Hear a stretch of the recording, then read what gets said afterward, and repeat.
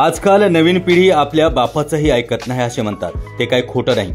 आता हेच पाहना, जगप्रसिद्ध पवार परिवारांचे अर्जुनाचे प्रतिकामन असलेले पार्थ पवार हे थोडासा परमार्थ करायला गेले आणि बिचारे बिना कामाचे फसले।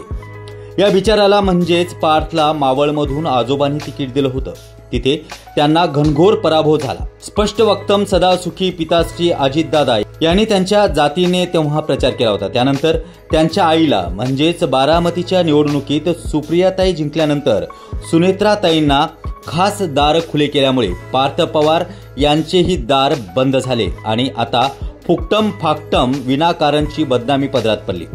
महाराष्ट्राचे गेल्या काही वर्षात परमनंट असलेले उपमुख्यमंत्री अजित पवार साहेबांना आधीच इतके कामं आहेत की त्यांना आपला पार्थ असल्या धनुर्विद्येमध्ये इतका पारंगत आहे हे माहीतच नव्हते। एखाद्या मालमत्तेचा सौदा केला की मग तो 300 असो का 200चा असो, त्यातच देणारा खुश आहे आणि घेणाराही खुश आहे। मग विनाकारण इतरांनी चोमडेपणा करण्याची गरज काय? हा व्यवहार खुद्द त्यांच्या पिताश्रींनाच माहिती नाही, मग तो इतरांना कसा काय माहिती होणार? याच पार्थ पवारांच्या पिताश्रींची पंतप्रधान नरेंद्र मोदी यांनी विनाकारण बदनामी केलेली होती, हे खरं आहे। त्यापूर्वी आपले मुख्यमंत्री देवेंद्र फडणवीस यांनी तर त्याचाही वर्तान केली होती, पण जेव्हा उपमुख्यमंत्री त्यांच्या स्वच्छ कारभाराची आणि स्पष्ट वक्तेपणाची शाश्वती उपरोक्त दोघांनाही कळली, तेव्हा त्यांना अति आदराने 6व्यांदा उपमुख्यमंत्री पद बहाल करण्यात आलं। आता इतकी मोठी माणसं चरित्र प्रमाणपत्र देतात ते खरं नाही असं म्हणणारे नतदृष्ट लोक कुंभीपाप नरकात जातील, याबद्दल आमच्या मनात अजिबात संशय नाही।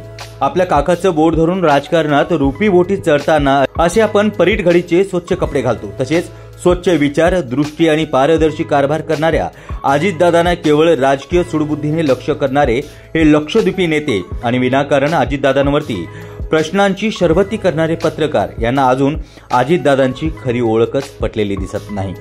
जनता म्हणजे देव आणि जनहिताची देवघेव करण्या उभा सदैव महासागर हे दैनिक महासागर जेव्हा सुरू झालं तेव्हापासून आमचे ब्रीदवाक्य होते। त्यामध्ये महासागर ऐवजी अजित पवार यांचं नाव टाकलं म्हणजे अजितदादांचा खरा परिचय जनतेला नक्कीच होईल।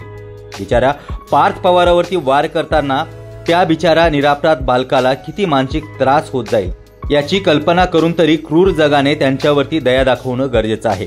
पण हा हंत आता ही मंडळी त्या बिचाऱ्या संत बालकाच्या किती अंत पाहणार हे काही बरोबर नाही। म्हणूनच आम्ही पार्थ पवारांच्या बाजूने आहोत।